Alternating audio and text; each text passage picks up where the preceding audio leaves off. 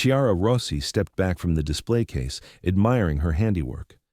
Rows of cannoli, sfogliatelle, and bomboloni lined the glass shelves of Dolce Vita, the high-end Italian pasticceria she managed in Manhattan's West Village. Each pastry was a testament to her exacting standards: perfect golden crusts, precise fillings, artful garnishes. 6 years since moving from Naples, and she'd transformed this once struggling bakery into a destination for New York's elite. "Perfetto," she murmured, adjusting a slightly misaligned profiterole. Her staff knew better than to rush Chiara's morning inspection. Behind her, the bakery buzzed with pre-opening preparations. Espresso machines hissed as baristas calibrated temperatures. Fresh flowers arrived for the tables. Chiara watched her team through the reflection in the display glass. A dozen employees who respected her, not because she demanded it, but because she'd earned it. "Sophia, the cannoli shells are too dark today. Please watch the oven temperature." Her voice was soft but firm, her accent still distinctly Italian despite years in America. "Yes, Ms. Rossi, sorry." Sophia nodded, flushing slightly. "No need for sorry, just better tomorrow." Chiara smiled, softening the critique. Her phone vibrated in the pocket of her crisp black dress. "Marco." She stepped into the small office behind the kitchen. "Buongiorno, amore," she answered. "How's my favorite pastry chef?" Marco's voice was warm, a contrast to the cool efficiency he showed others.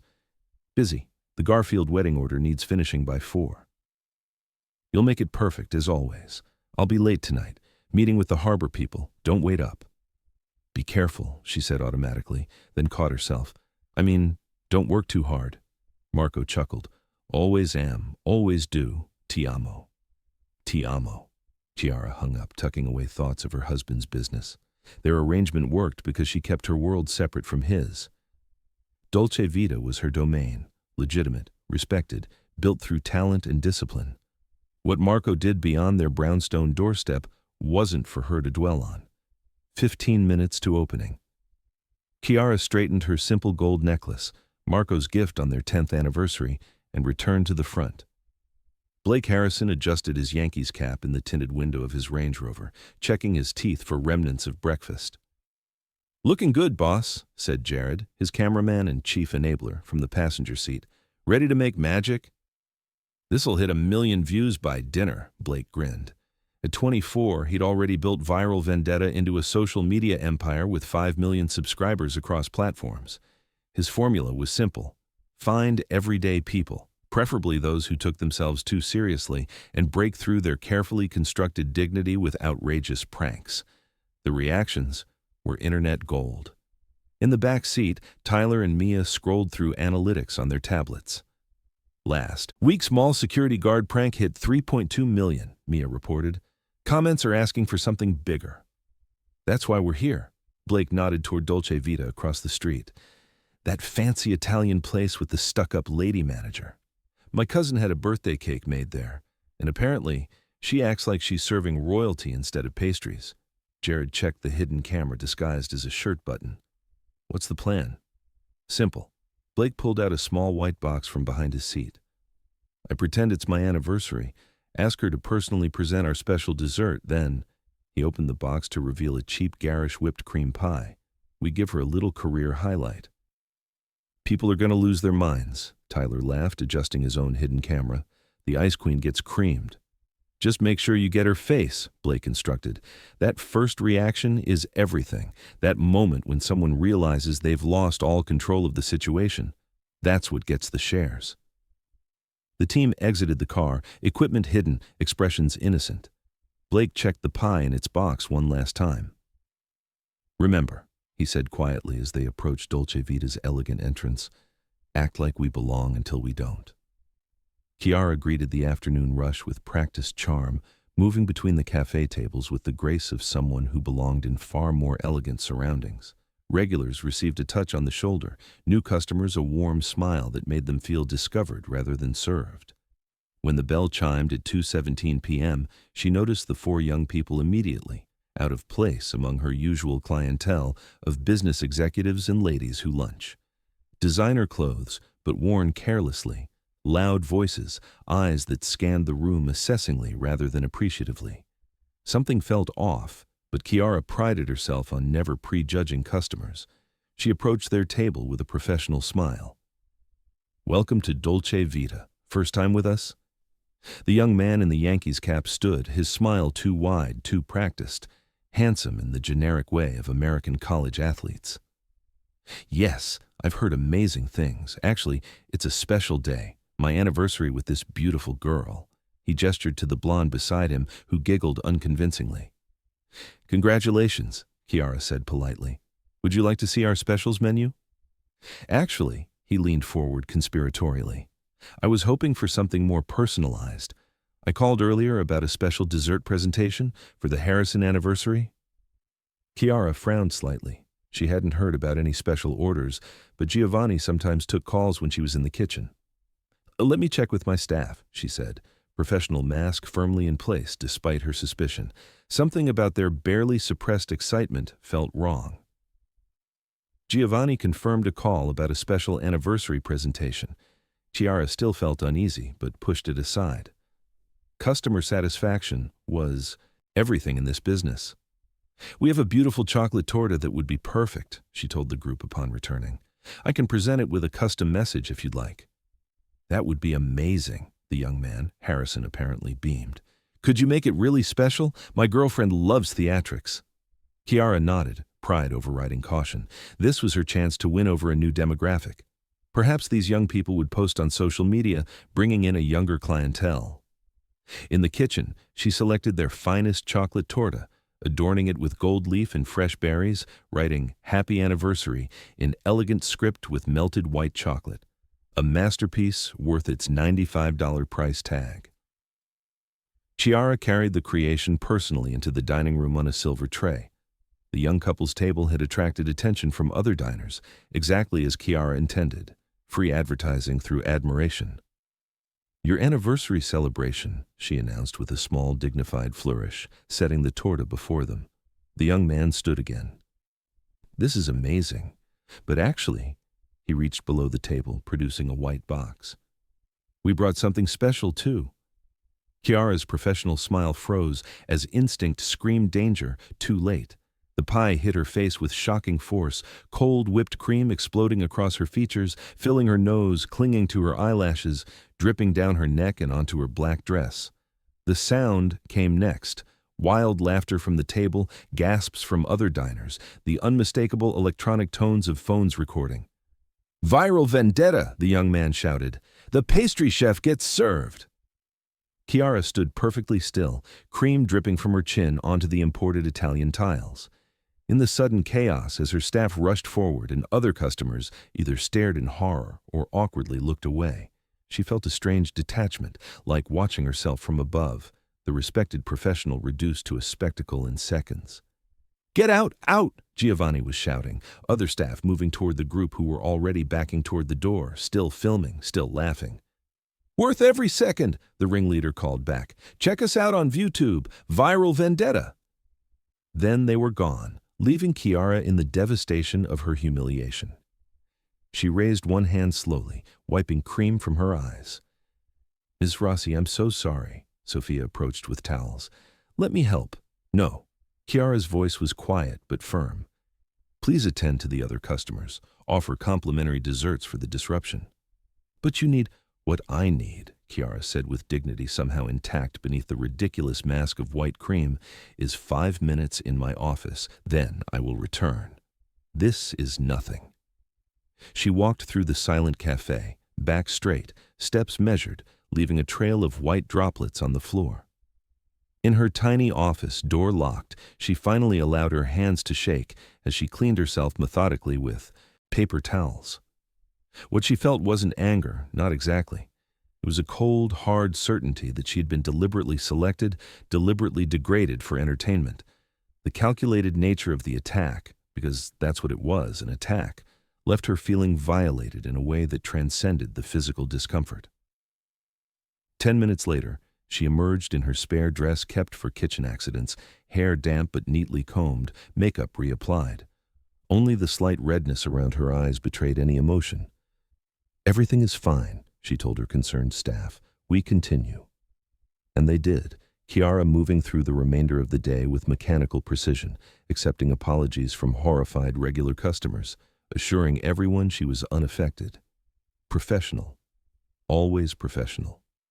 The brownstone in Park Slope was dark when Chiara finally returned home at 7:40 p.m. She'd stayed late at Dolce Vita, obsessively cleaning equipment that was already spotless, reorganizing inventory that needed no improvement, anything to delay facing Marco with the truth. She stood in the elegant foyer, listening to the silence of their home. Marco wouldn't be back until late, he had said, time enough to erase all evidence. In their master bathroom, Chiara stripped off her clothes, examining them for any remaining traces of whipped cream. Finding none, she still placed them directly in the washing machine. Then she showered, scrubbing her skin and hair until the hot water ran cold, as if the humiliation could be washed away with enough force. Afterward, she searched her skin for any marks, any remaining stickiness in her hair. Nothing. No physical evidence remained of the afternoon's events, as if it never happened. Chiara had just finished making a simple pasta when she heard Marco's key in the lock. She straightened, checking her reflection in the microwave door. Perfect composure. Marco Rossi filled the doorway of their kitchen, his powerful frame softened by the gentle smile he reserved only for her. At 45, he carried himself with the quiet authority of someone who never needed to raise his voice to be heard. "There she is," he said, coming to kiss her forehead. "Sorry I'm late. Harbor negotiations are complicated." "I made penne arrabbiata," she responded, leaning into his embrace briefly before turning back to the stove. "Nothing fancy." Marco loosened his tie, watching her with the same appreciation he'd shown since they met in Naples 15 years ago. "How was your day?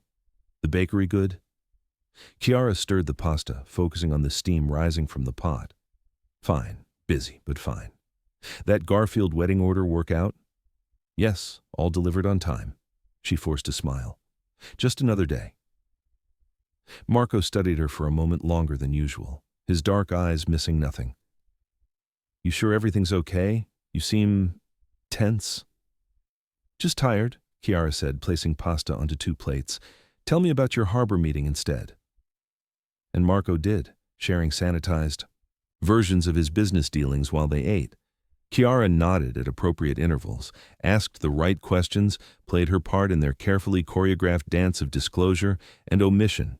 She would not tell him about today, would not bring the ugliness of what happened into their home, would not risk seeing whatever might flash across Marco's face when he learned how easily she had been disrespected, how completely her dignity had been stripped away for strangers' amusement.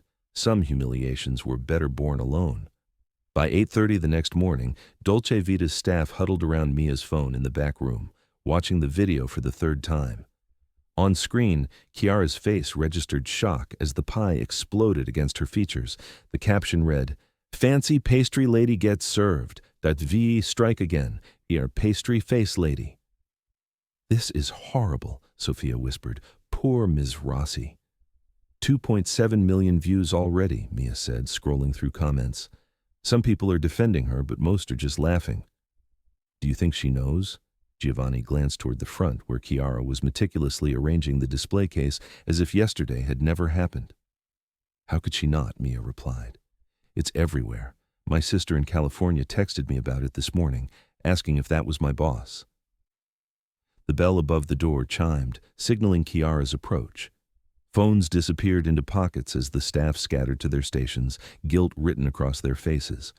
Chiara noticed, of course. She noticed everything, but she merely nodded, continuing her inspection as if the weighted silence were normal.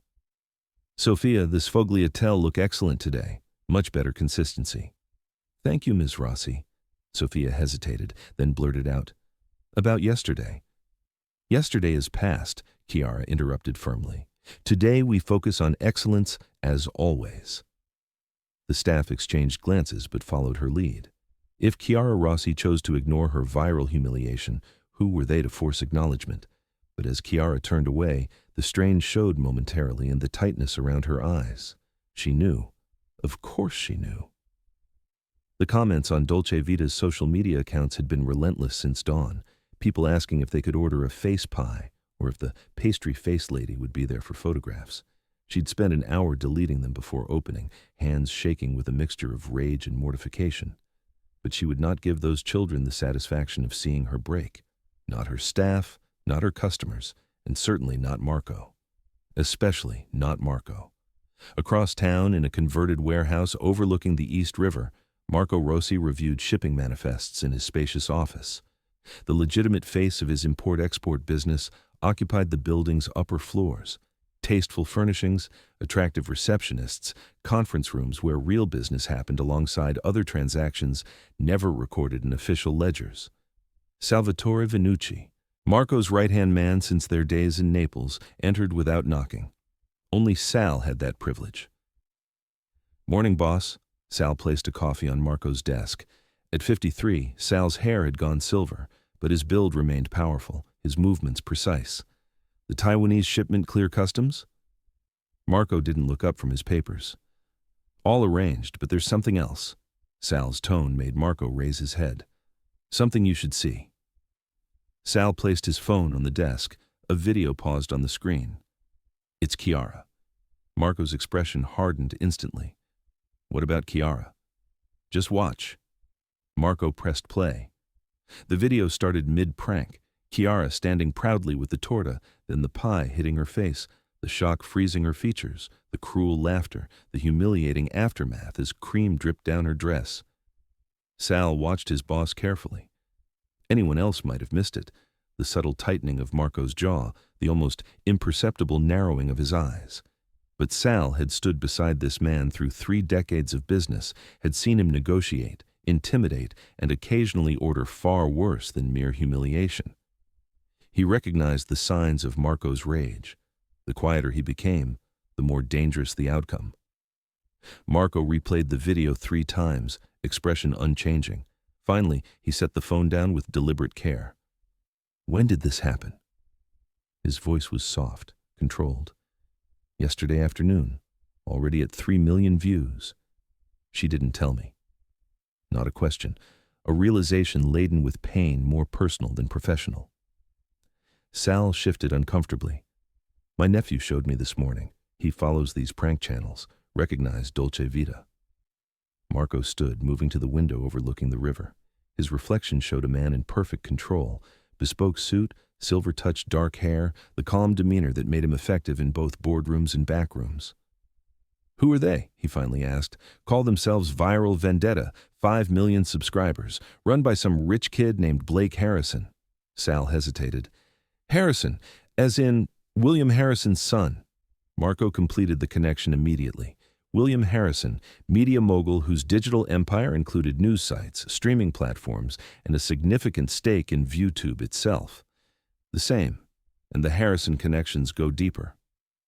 Sal pulled up another image on his phone, a corporate structure chart. Harrison Media Group's primary investor is James Caldwell. Marco turned, eyes sharp. The Caldwells. Yes, the same family that's been trying to move into the Harbor District, the ones behind that development proposal the union blocked last year.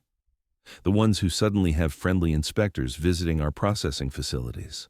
Marco's mind worked through implications with practiced efficiency. "And now Harrison's son humiliates my wife."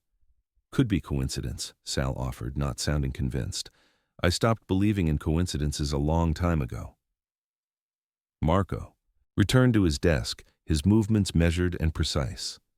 "Tell me about the boy, everything." Sal pulled out a folder, information already gathered through his network of connections. Blake Harrison, 24, trust fund kid with a social media empire, majored in marketing at NYU, dropped out senior year when his channel took off, lives in a Soho penthouse his father bought, drives a Range Rover, known for increasingly aggressive pranks targeting service workers, usually women, entitled little shit by all accounts. Marco flipped through photos, Blake at clubs, Blake with models, Blake stepping out of expensive cars. His crew? 3 regulars, Jared Phillips, cameraman and production guy, Tyler Westfield, social media manager, Mia Chen, coordinates, locations, and logistics, all from wealthy families, all playing at being internet famous. Marco closed the folder, decision made. "I want everything. Their daily routines, favorite restaurants, which clubs they frequent, financial details, bank accounts, investments, debts, family connections, particularly anything linking back to the Caldwells, and pull all our information on Harrison Media Group's structure." "You think this was deliberate?" Targeting Chiara specifically? Marco considered this, reviewing the video in his mind again. No. These are spoiled children who think actions have no consequences.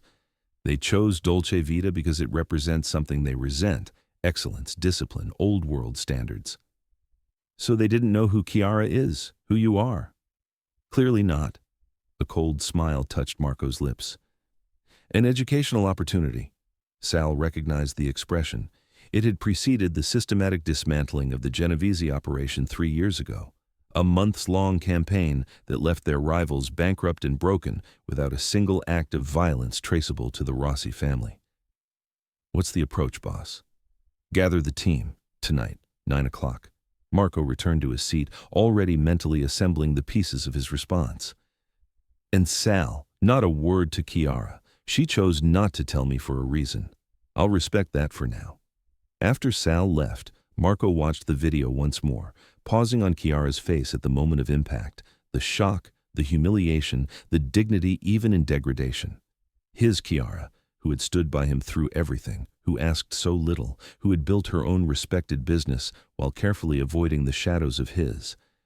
These children thought they could humiliate her for entertainment and simply move on to their next victim. They didn't understand that every action creates ripples, that some people build their power quietly, invisibly, through decades of careful work and strategic relationships. They would learn. Marco closed the video and dialed Chiara's number. "Pronto," she answered, professional as always. "Just checking in," he said, keeping his voice normal. "How's your day?" "Fine," she lied. "Very busy. New wedding consultation." "I might be late again tonight. Investment meeting." "Don't worry about me. I'll make something simple." The familiar exchange of half-truths continued briefly before they hung up. For the first time in their marriage, Marco felt the distance of their mutual deception as a physical ache. She was protecting him from her pain. He was already planning a response she would never know about, but first he needed to understand exactly who they were dealing with. Blake Harrison sprawled across his Soho penthouse sofa, studying analytics on his laptop. The pastry-faced lady video had hit 4.7 million views in 24 hours, their best-performing content in months. "We're trending in 3 countries, Tyler announced from his position by the floor-to-ceiling windows. "Comments section is on fire." "Told you she'd be perfect," Blake grinned, scrolling through viewer reactions. That Ice Queen composure made the breakdown even better. Mia frowned at her phone. "Some people are saying we went too far." "That's how you know it's good content," Blake dismissed her concern. "Controversy drives engagement. Speaking of which," he turned to Jared, who was editing footage for their next video. "We need to ride this momentum. What's next?" Before Jared could answer, Tyler cursed. "What the hell?" "What?" Blake looked up. "The video's gone." Tyler refreshed his screen frantically. "ViewTube says it violates harassment policies." Blake laughed. "Bullshit, we've done way worse." But when he checked his own account, the notification confirmed it. "Your content has been removed for violating community guidelines regarding targeted harassment." "Appeal it," Blake said, unconcerned. "Dad's college roommate is a VP there. One call and it'll be back up." Tyler was already typing, but stopped suddenly. Blake? All our videos from the last month are getting flagged." "What?" "Everything. The mall security guard, the barista prank, the teacher one, all being reviewed for policy violations." Blake's phone buzzed with notifications, their advertising partners messaging simultaneously. "Sports Life is pulling their sponsorship," he read aloud, disbelieving, citing brand safety concerns. For the first time, uncertainty flickered across his face. He reached for his phone again, dialing his father. The call went straight to voicemail. "Dad, it's me. ViewTube's yanking our videos. Call your contact there. ASAP." He hung up, facade of confidence slipping. "This has to be a system glitch, some algorithm thing." Jared closed his laptop slowly. "Maybe we should cool it with the pranks for a few days, just until this blows over?" Blake shot him a withering look. "We don't cool it. That's what separates us from the pack." He grabbed his car keys. "Meeting at the studio in an hour. We're doubling down, not backing off." As the elevator descended to the garage, Blake's phone buzzed with another notification. His banking app. Your monetization payments from ViewTube have been temporarily frozen pending policy review. A cold feeling settled in his stomach. Something wasn't right. This wasn't the usual content moderation dance. This felt targeted. William Harrison's corner office overlooked Central Park from 53 floors up, the view a constant reminder of his media empire's reach. At 62, he maintained the sharp features and penetrating gaze that intimidated boardrooms and politicians alike. The interruption came precisely at 10:17 a.m. His assistant Claire, normally unflappable, entered without knocking. "Sir, the FCC just announced a special regulatory review of our broadcast licenses." Harrison's pen paused mid-signature. "Which properties?" "All of them. Every station, every frequency." She placed the notification on his desk. "They're citing pattern of compliance concerns across the Harrison media portfolio." Harrison scanned the document, jaw tightening. "This is unprecedented. Get legal up here, now." 20 minutes later, his executive conference room filled with lawyers and vice presidents, faces grim. "This isn't random," said Martin Chen, chief legal officer, after reviewing the documents. "Someone's orchestrated this, the timing, the scope. It's too coordinated. The FCC hasn't enforced these particular regulations in years," added Rebecca Santos, VP of Compliance. "Suddenly they're priority one? With expedited review timelines? Someone pulled strings." William paced by the windows, mind calculating possibilities. Who has this kind of reach? Who stands to benefit? "Caldwell Media's been trying to acquire our Northeast stations," suggested his CFO. "But even James doesn't have this kind of regulatory influence." William's phone lit up with his son's name. He declined the call without breaking stride. "Sir," Claire appeared at the door again. "3 major advertisers just pulled campaigns across all platforms, citing reputational concerns." The room fell silent.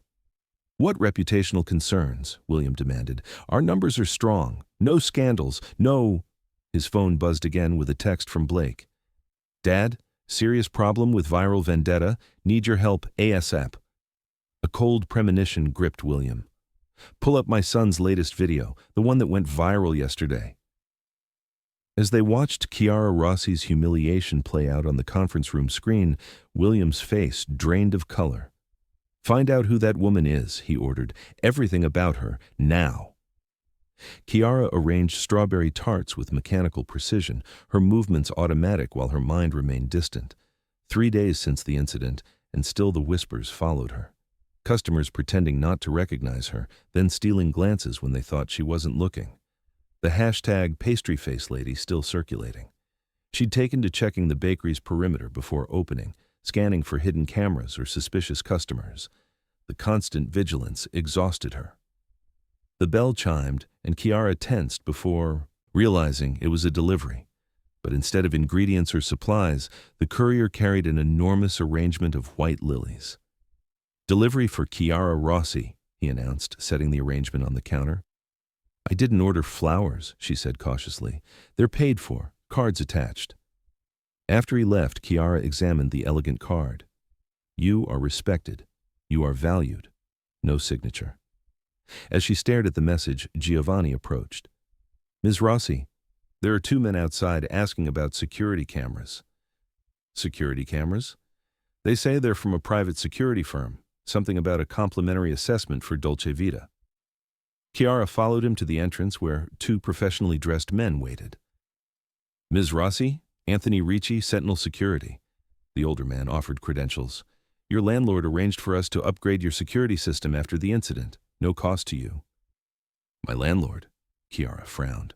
The building owner was a distant corporation she'd never directly communicated with. "Yes, ma'am. They've authorized a full system. Interior cameras, silent alarm, direct line to our monitoring station. We can install today if convenient." Chiara hesitated. Something felt orchestrated, but the pragmatist in her recognized the benefit. "Very well," she agreed. "But please be discreet. I don't want customers disturbed." Throughout the day, more inexplicable courtesies appeared. A health inspector arrived, but only examined the businesses on either side of Dolce Vita. The parking enforcement officer who regularly ticketed her delivery van suddenly found nothing to cite. 3 food bloggers requested interviews about traditional Italian baking techniques, focusing exclusively on Chiara's expertise rather than recent events. By closing time, Chiara's phone buzzed with a text from Marco. "Working late. Investment deals. Don't wait up." She stared at the message, an unfamiliar suspicion forming. Marco's investment meetings usually coincided with significant business developments, and now, suddenly, the world around her bakery was shifting, becoming inexplicably protective. For the first time, she wondered if the two might be connected. In a private dining room at Vesuvio's restaurant in Little Italy, Marco Rossi sat across from union representative Michael Donovan. The remains of their dinner pushed aside, espresso cups between them. "So," Michael leaned back, loosening his tie. "What can the IBEW do for you, Marco? You don't usually request meetings about electrical work." Marco sipped his espresso. "I understand your people handle maintenance for Harrison Media's broadcast infrastructure." Michael's expression remained neutral, but his posture shifted slightly. "Among other clients, yes. I'm concerned about safety standards at their facilities." Marco placed a thick envelope on the table. "My people identified several potential OSHA violations, concerning ones." Michael didn't touch the envelope. "What kind of violations?" "The kind that might require comprehensive inspections, the kind that take time to remedy properly." Marco's tone remained conversational. "The kind that conscientious union leadership would want addressed immediately." Understanding dawned in Michael's eyes. He took the envelope, not bothering to look inside. "Safety is our priority. I'll have our teams conduct thorough inspections immediately. Could take weeks to verify compliance at all facilities." "Thoroughness is important," Marco agreed, "especially when broadcast equipment is involved. So many technical requirements." They finished their espresso in companionable silence, both men understanding exactly what had been arranged. Later that night, Marco met with Douglas Chen at the Manhattan Club, a financial advisor whose client list included several hedge funds and private equity firms. "Harrison Media Group," Marco said without preamble as they settled into leather chairs. "What's their debt structure?" Douglas raised an eyebrow. "Interesting target. They've leveraged considerably for their streaming platform expansion. Several $100 million in loans coming due for refinancing next quarter." "Who holds the paper?" "Consortium led by Atlantic Capital." "Why?" Marco slid a folder across the small table. "I have investment groups interested in acquiring that debt, discreetly." Douglas glanced at the documents, eyes widening slightly at the shell company structures. "This is elaborate and potentially quite aggressive." "It's an opportunity," Marco corrected, "for all parties. Atlantic might not sell. They will if they become concerned about Harrison's ability to service the debt." Marco's voice remained calm, almost friendly. "Markets can be so volatile." Douglas studied Marco's face. "This feels personal." "Business is always personal, Douglas. That's why relationships matter." Marco stood. "Call me when you have something." By the time Marco returned home, it was past midnight. The brownstone was dark except for a single lamp in the living room. Chiara sat curled on the sofa in her robe, reading glasses perched on her nose, a book open in her lap. "You're still up," Marco noted, loosening his tie. "Couldn't sleep." She marked her page. "How was your meeting?" "Productive." He settled beside her, noticing the tension in her shoulders. "Everything okay at the bakery?" Chiara hesitated. "Strange day. Someone sent flowers. The landlord installed security cameras. Customers were unusually respectful." Marco kept his expression neutral. "That's good, isn't it?" "It's unexpected." Her dark eyes studied him. "Marco, did you do something?" "What would I have done?" His response was gentle, deflective. Chiara seemed about to press further, then sighed. "Nothing. I'm being paranoid." She leaned against him. "I'm just tired of feeling watched, recognized, like I'm some kind of spectacle." Marco wrapped an arm around her shoulders, pulling her closer. "This will pass, Chiara. Everything does." "I know," but her voice lacked conviction. Marco kissed the top of her head, saying nothing about the wheels already in motion, the invisible pressure points being activated across the city, the systematic campaign that would teach Blake Harrison and his family exactly what it meant to target someone connected. Some lessons required demonstration rather than explanation. Blake Harrison slammed his studio door, frustration radiating from every movement. 3 days of technical glitches, account reviews, and vanishing sponsors had reduced Viral Vendetta's reach by 70%. "This is deliberate sabotage," he fumed, pacing the industrial loft space where they filmed indoor segments. "Someone's targeting us." "The pastry lady?" Jared suggested, sprawled on their filming couch. "Maybe she has connections." "She's a baker," Blake scoffed. "What's she gonna do, frost us to death?" Tyler looked up from his laptop, face grim. "It's worse than we thought. All our accounts are being systematically demonetized. ViewTube, InstaVid, TickFeed, all citing policy violations we've never been flagged for before." "That's over 80% of our revenue," Mia calculated, the gravity of their situation finally sinking in. Blake grabbed his phone again. "Where the hell is my father? He owns half these platforms through Harrison Media Partnerships." But William Harrison had bigger problems. "Define liquidity issue." William's voice cut through the executive boardroom like steel. His CFO, Howard Miller, adjusted his glasses nervously. "3 major banks have called for review of our revolving credit facilities, citing market volatility concerns related to our regulatory challenges." "Which banks?" "Atlantic, Morgan Stanley, and First National." William's jaw tightened. The same institutions financing their streaming platform expansion. "They can't do this. Our credit agreement has clear terms." Howard slid a document across the polished table. "They're invoking the material adverse change clause. The sudden regulatory scrutiny qualifies as a triggering event." "This is coordinated," Martin Chen interjected. "First the FCC review, then advertisers pulling out, now banks restricting credit. Someone's orchestrating a financial assault." "On a publicly traded company?" William's voice rose. "That's market manipulation. It's illegal." "Only if you can prove it," Rebecca Santos countered. "Each individual action appears legitimate on paper. The banks are responding to genuine regulatory concerns. Advertisers to social media backlash over your son's videos. The FCC to anonymous tips about compliance issues." William stared at the New York skyline through his office windows, mind racing through possibilities. Competitors who might benefit from Harrison Media's difficulties, political enemies he'd made through his conservative-leaning news outlets, activist investors looking to force board changes. His assistant appeared in the doorway. "Sir, James." "Caldwell is here. Says it's urgent." William nodded. "Send him in." James Caldwell entered with the confident stride of old money and political connections.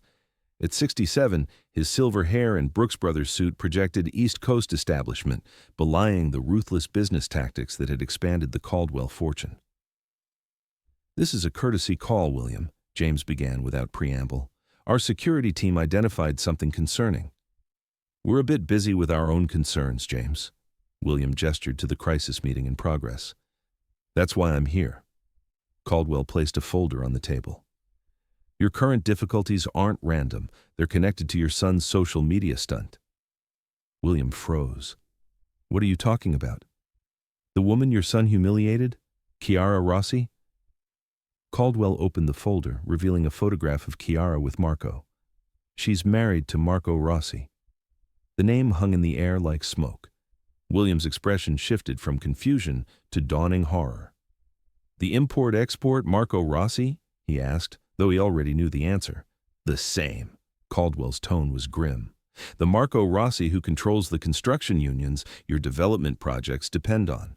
The Marco Rossi whose logistics companies move half the freight in New York Harbor. The Marco Rossi whose restaurant supply business serves every Caldwell hotel in the tri-state area." Rebecca Santos whispered, "Jesus Christ." "The Marco Rossi who keeps his wife's connection to his business interests completely separate," Caldwell continued. "The Marco Rossi who's known for eliminating problems without ever appearing connected to their downfall." William collapsed into his chair. Blake had no idea. None of us did. "Evidently," Caldwell's expression was unsympathetic. "Our analysis suggests Rossi is systematically targeting every vulnerability in your corporate structure. The regulatory issues, union officials suddenly finding safety concerns, credit facilities, banking contacts whispering about instability. advertiser exodus, restaurant and hospitality connections applying pressure. How do we stop it? That's why I'm here. This affects my interests too. The Caldwell-Harrison Development Partnership is being undermined by proxy. Caldwell checked his watch. My security chief has assembled a complete briefing. My car is waiting downstairs. William nodded to his executive team. Keep working the financial angles. I need options when I return. In the elevator descending to the street, William finally asked the question burning in his mind. How bad is this, James? Realistically? Caldwell's icy blue eyes met his. William, I've done business in this city for 40 years. I've navigated political scandals, market crashes, and federal investigations. But I have never crossed Marco Rossi. There's a reason for that. The elevator doors opened to the waiting town car. Make your son available, Caldwell added. He needs to understand exactly what he's done. In a nondescript office building in the financial district, Marco reviewed documents with Salvatore and Anthony DeMeo, his financial strategist. Atlantic Capital has agreed to sell the Harrison Media debt instruments, Anthony reported, at 68 cents on the dollar. The discount indicates their nervousness, Salvatore noted with satisfaction. How much are we acquiring? Marco asked. $320 million in total obligations through 7 different shell companies, as instructed. Anthony placed the final paperwork before Marco. Once executed, we'll control approximately 40% of their outstanding corporate debt, Marco signed without hesitation.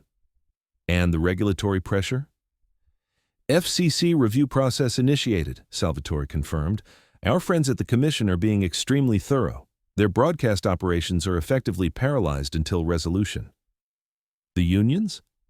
Safety concerns have shut down their main production facilities, engineers finding critical infrastructure issues that require immediate attention. Marco nodded, satisfaction evident in his minimal expression. And our friends in the banking community? Rumors circulating about liquidity problems, Anthony smiled thinly. Completely unsubstantiated, of course, but perception creates reality in financial markets. Marco closed the folder. Where are we with Harrison Media's stock price? Anthony pulled up a chart on his tablet. Down 18% over 3 days. Analysts are issuing downgrades. Institutional investors beginning to reduce positions. Good. Marco stood, straightening his cufflinks. Maintain pressure across all channels. I want the Harrisons feeling the walls closing in. Boss, Salvatore interjected, our sources say William Harrison met with James Caldwell this morning. They're connecting the dots. Marco seemed almost pleased by this news. Perfect timing. Phase 2 begins once they understand who they're dealing with. What about the boy? Anthony asked. Blake Harrison? His social media empire is already crumbling, Marco replied. Let him feel what it's like to be humiliated in public, to have something he values stripped away while others watch. Poetic justice. As his associates gathered their materials, Marco's phone buzzed with a text from Chiara.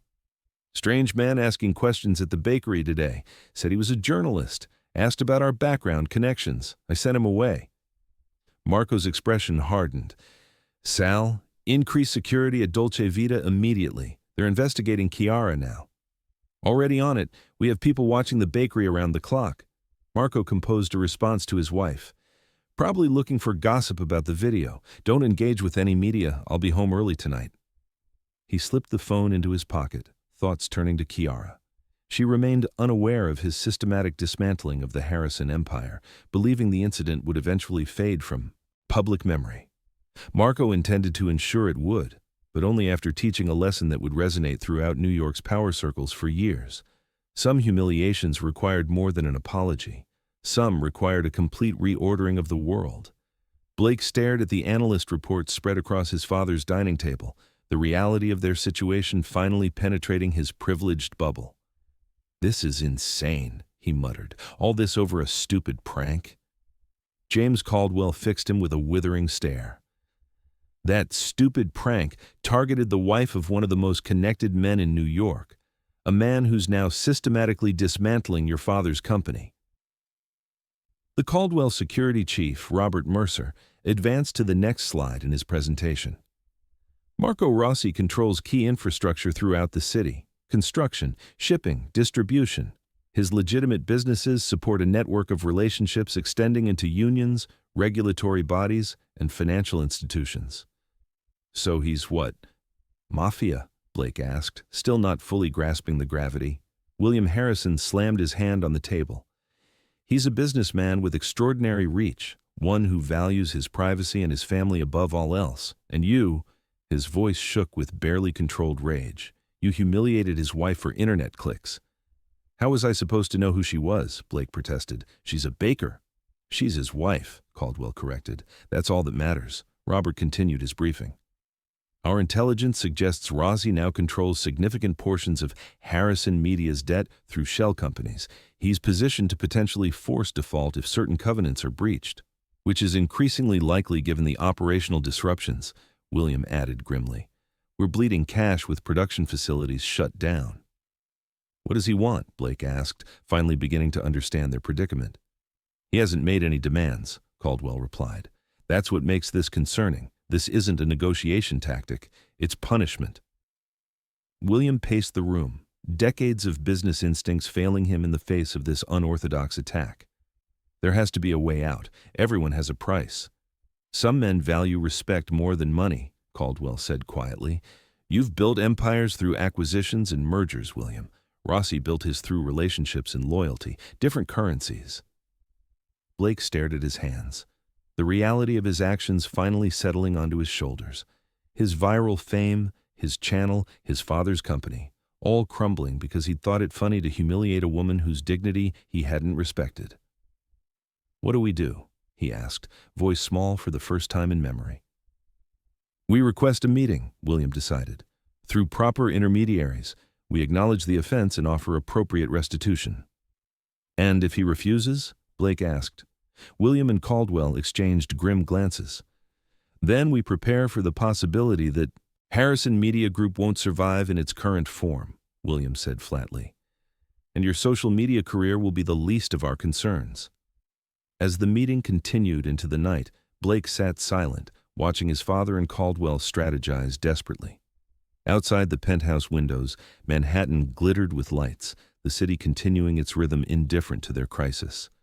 Somewhere in that skyline, Marco Rossi was methodically, invisibly tightening his grip on their future, all because Blake had thought a baker's dignity was worth sacrificing for views. 5 days after the pie incident, Marco stood in his office overlooking the East River, watching a container ship navigate the morning fog. Behind him, Salvatore reviewed security protocols for the upcoming meeting. The Westin Hotel, neutral territory, Sal confirmed. Their security team has already swept the private dining room. Our people will handle the perimeter. Marco nodded, his attention seemingly fixed on the vessel below. And Chiara? Surveillance confirms she's at the bakery, security in place as always. Marco turned from the window. William Harrison has requested a direct line of communication through proper channels. About time, Sal replied. They've lost 18% of market value since Monday. Another week of this and Harrison Media becomes a takeover target. They identified me faster than expected, Marco observed. Caldwell's involvement accelerated things. You wanted them to make the connection. Eventually, once they fully understood their vulnerability, Marco straightened his cufflinks. Have Paolo bring the car around. I have a stop to make before the meeting. 20 minutes later, Marco's Mercedes pulled up half a block from Dolce Vita. Through tinted windows, he watched Chiara through the bakery's front glass, her precise movements as she arranged a display, her professional smile as she greeted customers, the almost imperceptible tension in her shoulders that only he would recognize. 5 days of systematic retaliation against those who'd humiliated her, and she remained unaware of the storm he'd unleashed on her behalf. The distance between their worlds had never felt more pronounced. She still doesn't know, Marco murmured, more to himself than to Paolo in the driver's seat. Better that way, boss, Paolo replied, misunderstanding. Safer. Marco didn't correct him. The division between Chiara's legitimate world and his more complicated one had been carefully maintained throughout their marriage. She knew he held influence beyond his import business, but details remained unspoken between them, a mutual agreement to preserve what mattered most, their life together. As he watched her adjust a vase of fresh flowers, lilies, the ones he'd anonymously sent, Marco felt a familiar ache, the need to protect her warring with her right to maintain the dignity of her own choices. Even now she was rebuilding herself after public humiliation without leaning on him, without revealing vulnerability. "Let's go," Marco said finally. "We've kept the Harrisons waiting long enough." The private dining room at the Westin Hotel embodied discreet luxury, rich wood paneling, muted lighting, and absolute privacy. William Harrison and James Caldwell sat on one side of the table, tension evident in their rigid postures. Blake Harrison occupied a chair slightly behind them, pale and uncharacteristically subdued. When Marco entered with Salvatore and Anthony DeMeo, the power dynamic shifted immediately. Despite William's custom suit and Caldwell's family wealth, Marco moved with the quiet confidence of someone who never needed to assert authority to command it. "Mr. Rossi," William stood, extending his hand, "thank you for agreeing to meet." Marco accepted the handshake with perfect professionalism. "Mr. Harrison," he nodded to Caldwell. "James?" His eyes settled briefly on Blake, acknowledging his presence without greeting.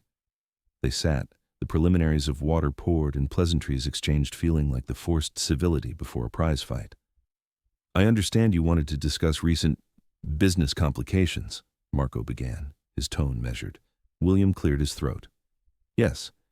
It appears our companies have experienced unusual challenges since an unfortunate incident involving your wife, Mrs. Rossi." "Unfortunate incident," Marco repeated, letting the euphemism hang in the air. "Is that what you call public humiliation for entertainment?" Blake shifted uncomfortably in his chair. William shot him a warning glance. "What my son did was inexcusable," William continued. "He had no idea who Mrs. Rossi was, of course, but that doesn't justify his actions toward any person." "And yet your press statement called it harmless entertainment for a social media generation," Marco noted. "Before your stock began dropping, of course." Caldwell leaned forward. "Marco, we're here to make this right. Whatever form that takes, we understand there have been disruptions to Harrison media operations that seem connected to this situation." Marco's slight smile never reached his eyes.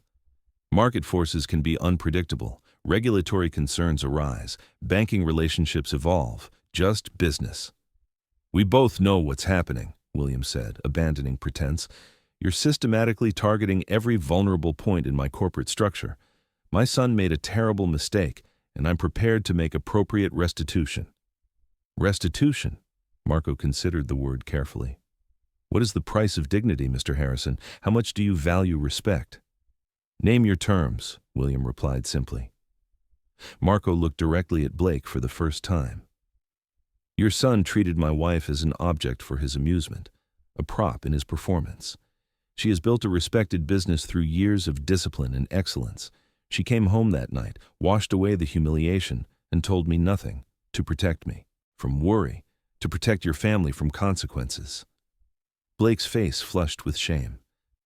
"Chiara values dignity above all else," Marco continued. "She didn't seek revenge or compensation, didn't exploit the situation for her own viral moment. She simply endured, as people in service positions have always endured the entitlement of others." Marco turned back to William and Caldwell. "My terms are simple. A public apology, not a press release, not a scripted statement, a genuine acknowledgement of wrong, from both you and your son." "Done," William agreed immediately. "A substantial donation to the Service Workers Protection Fund, $25 million. William's jaw tightened, but he nodded. "And finally," Marco continued, "Blake Harrison disappears from public view. No more videos, no more social media presence, no public role in Harrison media properties. He works behind the scenes, learning the value of invisible labor, the kind his victims perform daily." "For how long?" William asked. "Until I decide otherwise." Blake finally spoke. "That's my whole career. Everything I've built." "You built nothing," Marco cut him off calmly. "You exploited vulnerability for profit. Now you learn what it means to be invisible, to have your value determined by others, to serve without recognition." The room fell silent. Blake looked to his father for intervention, but William's expression remained grim. "Those are my terms," Marco said. "In return, the Market forces currently affecting Harrison Media will resolve themselves. Your regulatory reviews will conclude favorably. Your credit facilities will stabilize. Your production facilities will pass safety inspections. Caldwell studied Marco with newfound respect. And our partnership arrangements? The harbor developments? Unaffected. This was never about business rivalry, James. It was about respect. William extended his hand again. We have a deal. As they shook, Marco added, the apology happens tomorrow, at Dolce Vita, in person. My PR team will need time to— No scripts, Marco interrupted. No preparation. Genuine remorse or nothing. William nodded reluctantly. Tomorrow, then. As the meeting concluded and they prepared to leave, Blake approached Marco hesitantly. Mr. Rossi, I want to say— Marco held up a hand, stopping him. Save it for tomorrow, when my wife can hear it. He studied the young man's face. And when you speak to her, remember this. Chiara doesn't know about our conversation today. Doesn't know who I am in this city, what I've done to your family's interests. She believes consequences come from moral order, not power. I don't understand, Blake said. You will. Marco adjusted his suit jacket. Tomorrow you apologize, not because I forced you to, but because it's right, because every person deserves dignity. Chiara will never know different. Marco left the room without another word, leaving Blake standing alone, finally understanding the true nature of the lesson he was being taught. Chiara closed her ledger, satisfied with the day's receipts despite everything. The bakery had been unusually busy, customers seemingly drawn by curiosity or perhaps solidarity after the video. The strange protective measures continued. Security guards Marco hadn't mentioned arranging, neighboring businesses suddenly solicitous of her comfort. As she prepared to leave, Giovanni approached hesitantly. Ms. Rossi, there's a call for you. A Mr. William Harrison. Chiara froze. Harrison? He insists it's important. Something about tomorrow morning. She took the phone with steady hands that belied her churning emotions. This is Chiara Rossi. Mrs. Rossi, William Harrison's voice was formal, respectful. I'm Blake Harrison's father. I'm calling to request permission to visit your establishment tomorrow morning with my son. He owes you a formal apology, which I believe should be delivered in person. Chiara's free hand gripped the counter. Why now? The video has been public for days. Because it was wrong, William replied simply. My son's behavior was inexcusable. The apology is overdue. Chiara thought of the mysterious protections that had appeared around her, the subtle shifts in how people treated her. Suspicion crystallized into certainty. Did my husband contact you? She asked directly. A pause. I believe this is the right thing to do, Mrs. Rossi. Will 10 o'clock tomorrow be acceptable? Yes, she said finally. 10 o'clock. She hung up, mind racing. Marco had intervened somehow, used his connections, his influence. The realization brought conflicting emotions, appreciation for his protection, concern about its nature, and a strange sense of loss. The careful separation of their worlds was eroding. When she arrived home, Marco was already there, something rare enough to confirm her suspicions. He stood in the kitchen making his terrible attempt at pasta sauce, sleeves rolled up, tie discarded. You're early, she said, watching him from the doorway. Wrapped up meetings sooner than expected. He didn't look up from the bubbling sauce. How was work? Interesting. Chiara set her purse down carefully. William Harrison called. He and his son are coming to the bakery tomorrow. To apologize. Marco's movements paused for just a fraction of a second, nearly imperceptible, but Chiara knew him too well to miss it. That's good, he said, resuming his stirring. They should apologize. What did you do, Marco? Chiara asked quietly. He turned to face her, his expression carefully neutral. What makes you think I did anything? The security guards, the flowers, the way people have been treating me, and now the Harrisons suddenly want to apologize? She stepped closer. I've never asked about your business, about the connections you have. We've kept those worlds separate. But this time, you brought it into my life. Marco set down the wooden spoon, considering his response. I made some calls, he admitted finally. People who owed me favors. I wanted to ensure you were protected. And the apology? I may have suggested it would be appropriate. Chiara studied her husband's face, the man she'd loved for 15 years, whose world existed parallel to hers without intersection until now. "What else did you do to them?" she asked. Marco reached for her hands. "Chiara." "The truth, Marco, please." He sighed, shoulders dropping slightly. "I applied pressure where they were vulnerable. Business pressure, nothing illegal, nothing violent, just influence. Because of me, because of a stupid prank video, because you matter," Marco replied, his voice low and intense. "Because what they did wasn't right. Because actions should have consequences, especially for those who think their privilege protects them from repercussions." Chiara absorbed this, emotions battling across her face. "I didn't tell you about the incident because I didn't want this. Didn't want to be the reason you did whatever you do." "I know." Marco's thumbs traced circles on her palms. "That's why I handled it quietly. That's why tomorrow they will apologize, sincerely, respectfully, with no mention of anything beyond their own remorse." Chiara pulled away, conflicted. "I've always known there were parts of your life I didn't see, things I chose not to ask about. But this crossed the line between our worlds." "Would you have preferred I do nothing?" Marco asked.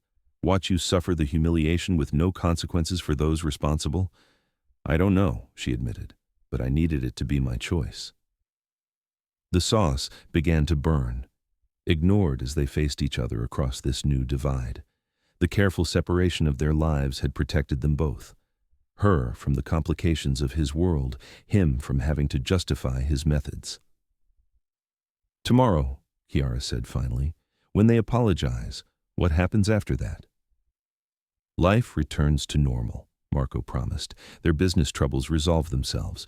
Your bakery continues without interference. The video fades from memory." Chiara nodded slowly. "And us?" Marco closed the distance between them, hands gently framing her face. "That depends on you, amore. I am what I am. I did what I thought right." "I know who you are," Chiara whispered. "I've always known.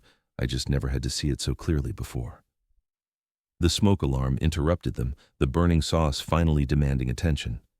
As Marco rushed to save their ruined dinner, Chiara watched him. The duality of the man she loved suddenly in sharp relief. The gentle husband and the powerful enforcer, both equally real. Tomorrow would bring resolution for the Harrisons, but for Marco and Chiara, a new negotiation of boundaries had just begun. The morning sun filtered through Dolce Vita's windows, casting golden light across polished counters. Chiara had arrived at 6, 2 hours before opening, to prepare the bakery herself. Each pastry arranged with mathematical precision, each surface gleaming, armor against what was to come. Her staff arrived at 7, surprised to find her already working. They moved cautiously around her, sensing the importance of the day without fully understanding its dimensions.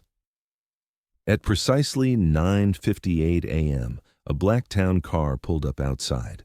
William Harrison emerged first, his tailored suit and silver hair projecting corporate authority. Blake followed, dressed conservatively in dark slacks and a button-down shirt, none of his usual social media persona visible in his subdued demeanor. Chiara watched them through the window, absorbing the strangeness of these men entering her domain. Men whose names she hadn't known a week ago, who now approached with the gravity of diplomats at a peace conference. Giovanni moved to her side. "We can ask them to wait outside, Ms. Rossi." "No," Chiara straightened her shoulders. "Let them in." The bakery had been closed for the occasion, Marco's doing, she now realized, leaving only her staff as witnesses. As the Harrisons entered, the space seemed to shrink around their presence. "Mrs. Rossi," William extended his hand, "thank you for allowing us this opportunity." Chiara accepted the handshake with professional courtesy. "Mr. Harrison." Blake stood slightly behind his father, eyes downcast. When he finally looked up, Chiara was struck by the genuine discomfort in his expression. Gone was the smirking prankster from the video. "Perhaps we could speak somewhere more private," William suggested. Chiara shook her head. "My staff witnessed my humiliation through your son's video. They should witness this as well." William nodded, accepting her terms. He turned to Blake with a slight gesture that said, "Begin." Blake stepped forward, hands clasped before him like a schoolboy called to account. "Mrs. Rossi," he started, voice catching slightly. "I came here to apologize for what I did to you last week. It was cruel, disrespectful, and completely inexcusable." Chiara watched him, expression neutral, offering no assistance.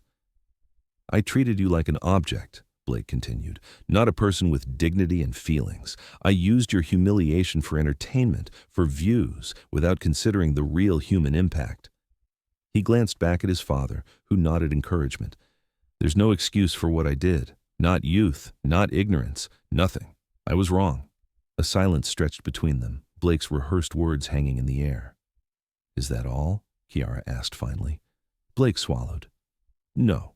Something shifted in his expression, a practiced performance giving way to unexpected authenticity. "The truth is, Mrs. Rossi, until yesterday, I didn't really understand what I'd done.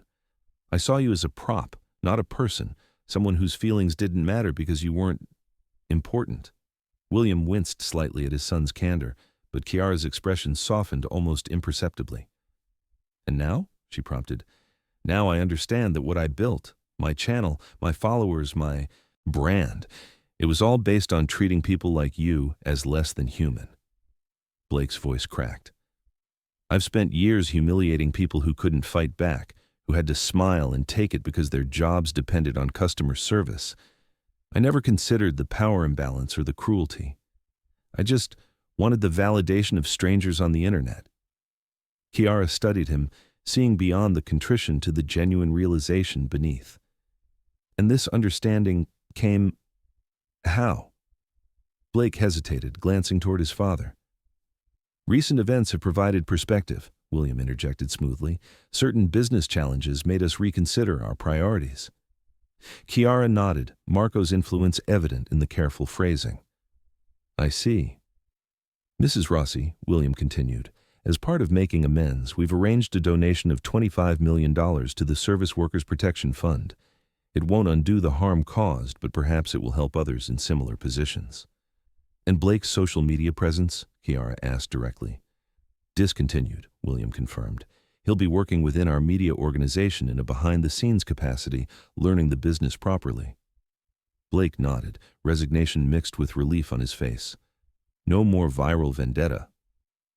Chiara absorbed this, recognizing Marco's terms without him ever having disclosed them. She moved to the display case, selecting a small box which she handed to Blake. "Cannoli," she explained at his confused expression. "My grandmother's recipe from Naples. When I first came to America, I spoke little English. I cleaned houses during the day and baked at night, building toward this place." She gestured around her bakery. "I was invisible to people like you for years. Now you will understand what that means." Blake accepted the box with surprising humility. "Thank you." "Not for you," Chiara clarified. "For your father. You haven't earned my baking yet." William suppressed a smile at his son's chastened expression. "We'll trouble you no further, Mrs. Rossi. Again, our deepest apologies." As they turned to leave, Chiara called after them. "Mr. Harrison." They paused at the door. "When you speak with my husband again," she said carefully, "please thank him for suggesting this meeting. It was healing." William's composure slipped momentarily, surprise evident at her knowledge of Marco's involvement. Of course, after they departed, Chiara's staff surrounded her with quiet support and pride. Sophia squeezed her hand. "You were magnificent, Ms. Rossi." "Not magnificent," Chiara replied softly. "Just dignified, as we all deserve to be." She returned to work, arranging pastries with renewed purpose. Something had shifted, not just between her and the Harrisons, but within herself. The careful separation between her world and Marco's had thinned, allowing her to glimpse the full extent of his power without fearing it. 3 weeks later, Marco reviewed financial statements in his study.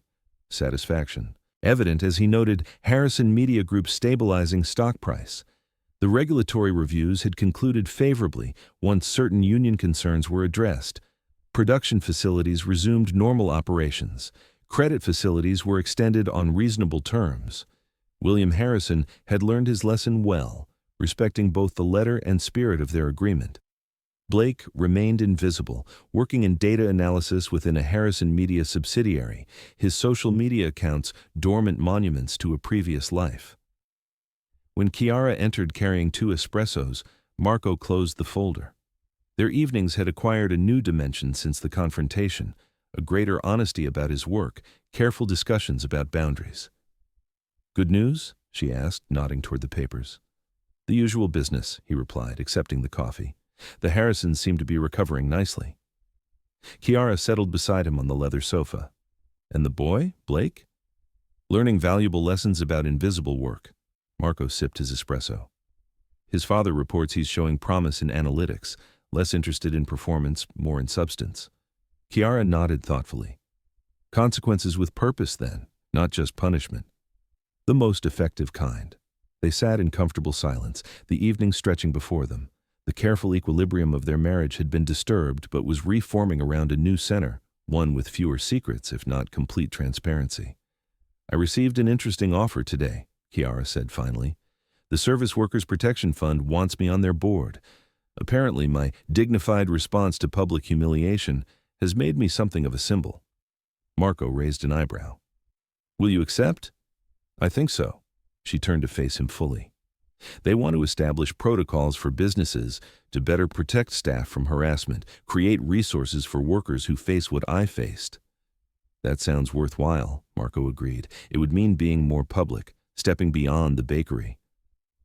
Marco studied his wife's face, noting the quiet determination that had first attracted him 15 years ago in Naples. "You would be excellent at it. It would also mean," she added carefully, "potentially drawing attention to us." "To you." Marco set down his cup. "Chiara, I've always kept my business separate from your life to protect you, not me. If this is important to you, we will manage the complications." "Together," she said, not quite a question. "Together," he confirmed. The distance between their worlds hadn't disappeared, but bridges now spanned the divide, carefully constructed passages allowing each to glimpse the other's reality without demanding complete merger. 6 months later, Blake Harrison sat in a windowless office, analyzing viewer engagement metrics for Harrison Media's streaming platforms. The work was tedious, anonymous, and, he had to admit, educational. Understanding the data behind content consumption gave him insights his years of performing had never provided. His office phone rang, internal call from his father's executive suite. "Blake Harrison," he answered, the formal response now habitual. "Blake, come upstairs. There's someone you should meet." 10 minutes later, he entered his father's office to find William in conversation with a distinguished woman in her 60s. "Blake, this is Victoria Chen, CEO of the Service Workers Protection Fund. She's here discussing a potential partnership with our media properties." Blake shook her hand with the genuine respect he'd painfully learned over months of humility. "Ms. Chen is developing a campaign around respectful treatment of service workers," William explained. "Given your unique perspective, I thought you might have valuable input." Blake looked between them, confusion evident. "You want my input? On a public campaign?" Victoria studied him carefully. "Your experiences, both causing harm and facing consequences, provide unique insight. The campaign needs authenticity from someone who understands both sides."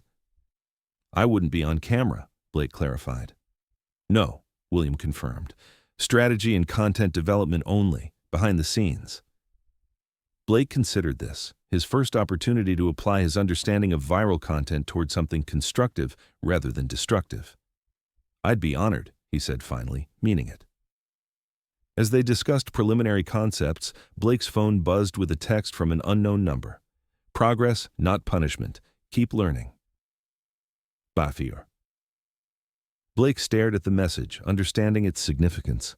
Marco Rossi was still watching, still evaluating, but offering a path forward rather than just constraints.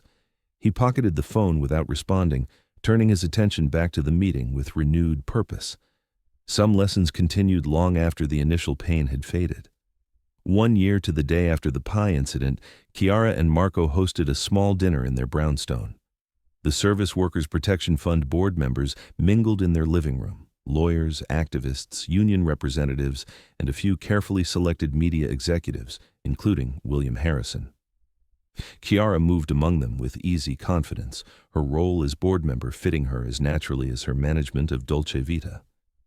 Marco watched from across the room, pride evident in his expression. William approached him, champagne flute in hand. Quite a transformation, he observed, nodding toward Chiara. From victim to advocate. She was never a victim, Marco corrected mildly. Just temporarily disrespected.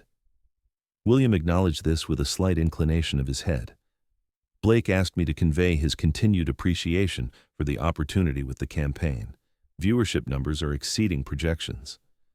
I received the reports, Marco replied.